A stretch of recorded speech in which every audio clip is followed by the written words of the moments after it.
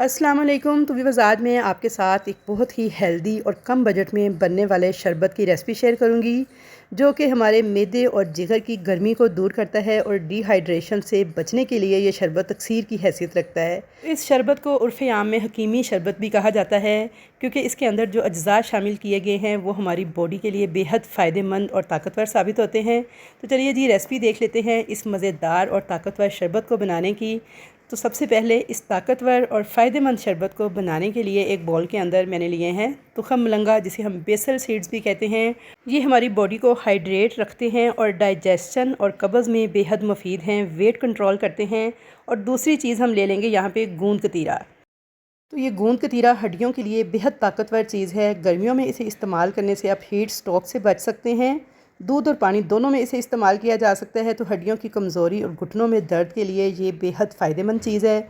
सर्दियों में आप इसे गर्म दूध में और गर्मियों में आप इसे किसी भी शरबत में ऐड करके इस्तेमाल करें, बेहद फ़ायदा होगा आपको। तो यहाँ पे 1 चम्मच तुखम लंगा और 3 से 4 पीस मैंने लिए थे गूंद कतीरे के, और इनको भिगो के रख दिया था पानी के अंदर, यहाँ तक कि ये फूल जाएं। और अब एक जूसर ब्लेंडर जग के अंदर मैंने डाल दी थी 2 कप शक्कर।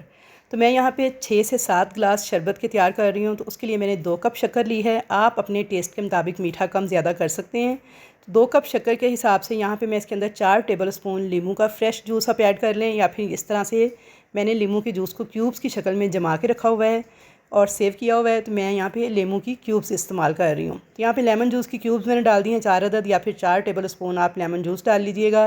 पुदीने के 12 से 14 पत्ते लिए हैं मैंने फ्रेश, उनको धो के अच्छी तरह से वो ऐड कर दिए हैं। तो पुदीना जो है ये हमें गर्मी दानों से बचाएगा, उसके अलावा मैदे की तेज़ाबियत से बचाएगा, आपको हाजमेदार होता है। तो ज़रूर से इसे ऐड कीजिएगा। इसमें 1 लीटर पानी ऐड कर देंगे और अच्छी तरह से इसको ब्लेंड कर लेंगे। तो व्यूअर्स, इंतहाई फ़ायदेमंद ये शरबत बन के तैयार होता है। गुड़ जो है वो खून की कमी को दूर करता है। इसमें आयरन अच्छा खासा मिकदार में मौजूद होता है। आपके पास शक्कर ना हो तो आप गुड़ को भी पीस के ये शरबत बना के तैयार कर सकते हैं। अब जब तक मैं इसको ब्लेंड कर रही हूँ, अगर ये आपको रेसिपी अच्छी लग रही है तो जल्दी से इस रेसिपी को लाइक करें, शेयर करें और कमेंट करके मुझे बताएँ कि किस किस ने ये हकीमी शरबत पहले ट्राई किया है।